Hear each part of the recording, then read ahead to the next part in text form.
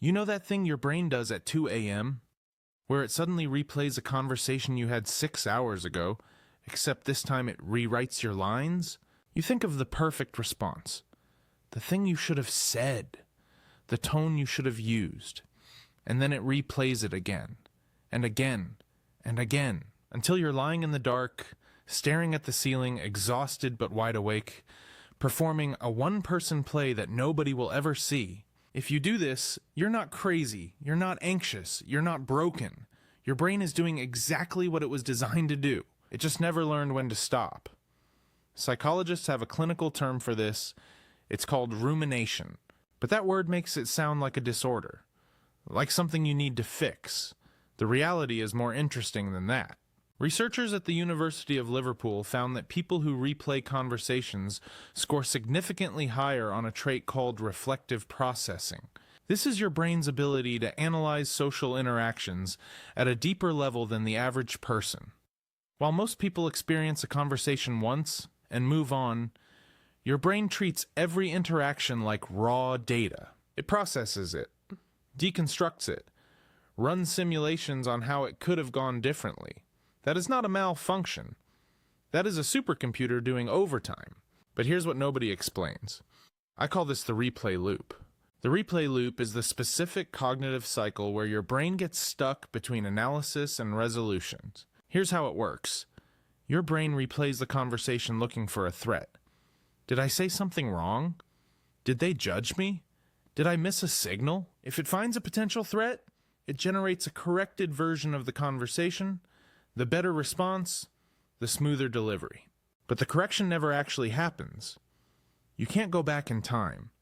So the brain gets no closure signal. And without closure, it starts the loop again.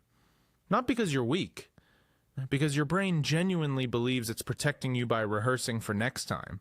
And here's where it gets fascinating. A study published in the Journal of Personality and Individual Differences found that people with high replay tendencies also score higher on measures of empathy and social intelligence. Read that carefully. The same mechanism that keeps you up at night is the same mechanism that makes you extraordinarily good at reading people. You notice the micro-expression that flashed across someone's face for half a second. You catch the slight change in someone's tone. You remember exactly what someone said 3 weeks ago because your brain filed it as important. Most people don't notice these things. You can't stop noticing them.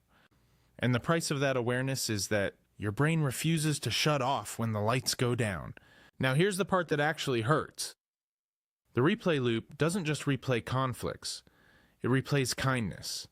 It replays the compliment you received and asks if they really meant it. It replays the moment someone laughed at your joke and asks if they were being polite. It takes every good thing that happened today and puts it on trial. And that's the cruelty of it. You're not just replaying the bad, you're questioning the good. Because somewhere along the way, your brain decided that good things need more evidence than bad things. That love needs to be cross-examined. That acceptance might be temporary. And you lie there dismantling the only moments that should have brought you peace.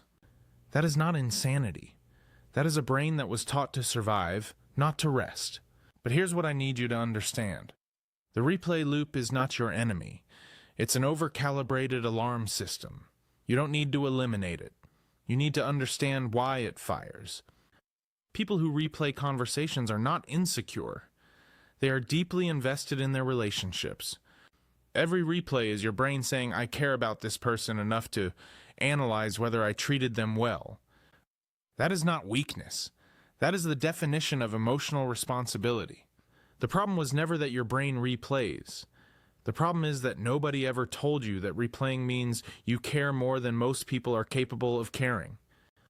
And that level of caring, in a world that rewards indifference, is not a flaw. It's a quiet, exhausting, deeply undervalued form of love. The next time your brain starts the loop at 2 a.m., don't fight it. Just notice what it's replaying. Because the thing your brain keeps going back to is the thing it values most. And that tells you more about who you are than any personality test ever will. Now there's one specific thing almost every person with a replay loop does that they think is normal. But psychologists say It quietly changes how every single one of your friendships works. That's what we're getting into next.